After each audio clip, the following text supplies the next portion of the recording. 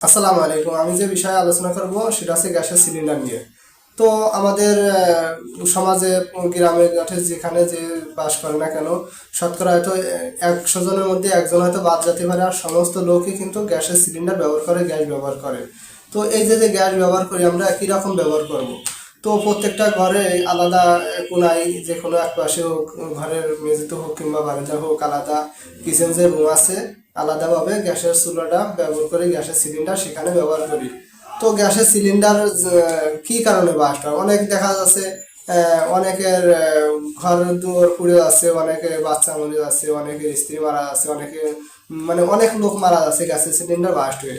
তো এই কি কারণে বাস্ট হয়, তো সেই বিষয়গুলো নিয়ে আমি আজকে কথাবার্তা বলবো। তো প্রথমত আমরা যে গ্যাসের চুলাটা আমরা যখন এই যে আমরা গ্যাসের চুলার কাছে যাই, গ্যাসের চুলায় রান্না করার জন্য, গ্যাসটা অন করার জন্য যাই।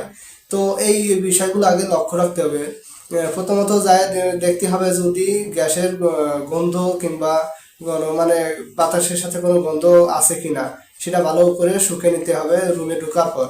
তো রুমে ঢোকার পর শুকে নিতে হবে, যদি গন্ধ না থাকে তারপরেও যে গ্যাসের চুলাটা বসানো হয় সেটা কিন্তু জানলার কাছে বসাতে হবে।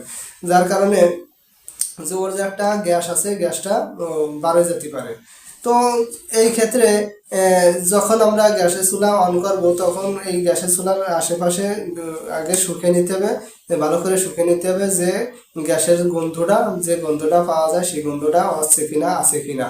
তো যদি গন্ধ থাকে তো সেক্ষেত্রে ভুলেও গ্যাসের চুলা অন করা যাবে না। যদি অন করা হয় তাহলে ওই সমস্ত রুমে আগুন ধরে সে কিন্তু মারা যেতে পারে। তো এই বিষয়গুলো আমরা লক্ষ্য রাখবো। প্রথমত আমরা লক্ষ্য রাখবো যে গ্যাসের চুলা ধরানোর আগে আমরা শুকে নেব।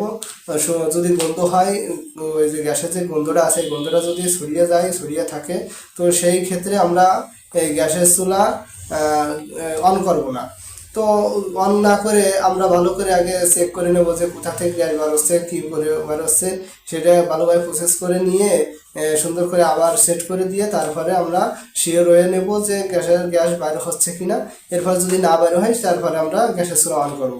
তো এইভাবে যদি আমরা করতে থাকি তো সেই ক্ষেত্রে দেখা যায় যে গ্যাসের সিলিন্ডারে যে বাস্ট হয়, এই বাস্টটা হয় না।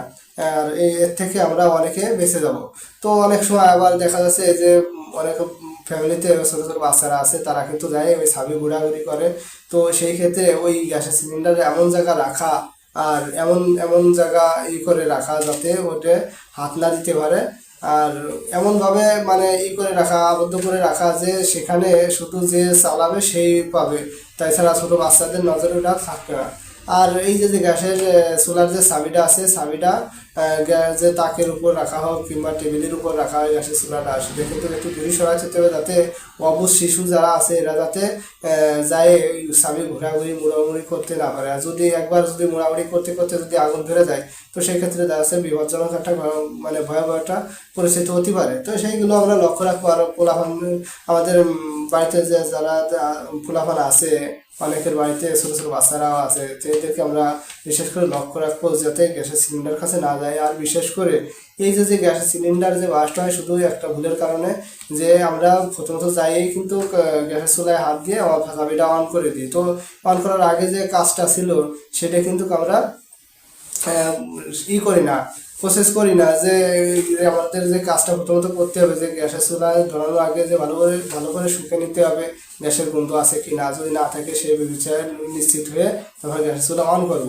তো হুট করে দৌড়ে যায়, তাড়াহুড়ার কারণে দৌড়ে যে অন করা মাত্রই দেখা যাচ্ছে যে আপনার ওই বাস্ট হয়ে যাওয়ার কারণে সে তো মারা যাবে, এর সাথে কিন্তু যে ঘরে যে একটা ক্ষতি হবে, যে বড় ধরনের একটা ক্ষতি হয়ে যায়। মানে হাজার হাজার নিউজ দেখা যায়, মানে যে অনেক একটা ঘরের থেকে নিয়ে হাজার হাজার ঘরও চলে যাচ্ছে, একটা ঘরেতে নিয়ে শত শত ঘরও পড়ে যাচ্ছে, অনেক জীবন নষ্ট হয়ে যাচ্ছে, অনেক বাচ্চারা মারা যাচ্ছে।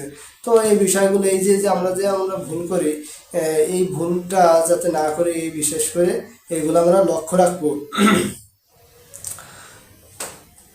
তারপরে এই যে গ্যাসের যে লিক করেছে কিনা, গ্যাসের যদি এখানে যায় দেখতে হবে গ্যাসের যে পাইপটা আছে এই পাইপের উপরে গরম তেল পড়েও কিন্তু লিক হয়।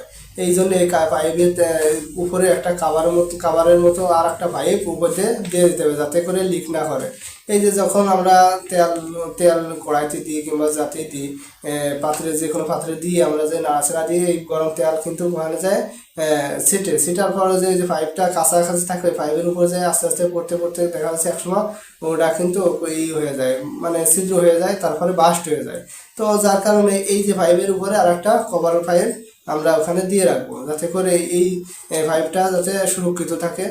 আর আমাদের এই যে গ্যাসের সিলিন্ডার যেগুলো আছে আমরা সুন্দরভাবে শুধু একটাই মানে কারণ, সেটা আছে গ্যাসের সিলিন্ডার ধরানোর আগে সুন্দর করে আগে মানে শিওর হয়ে নিতে হবে যে কোনো গ্যাস বাইরে হচ্ছে কিনা আর গন্ধ ছড়াচ্ছে কিনা।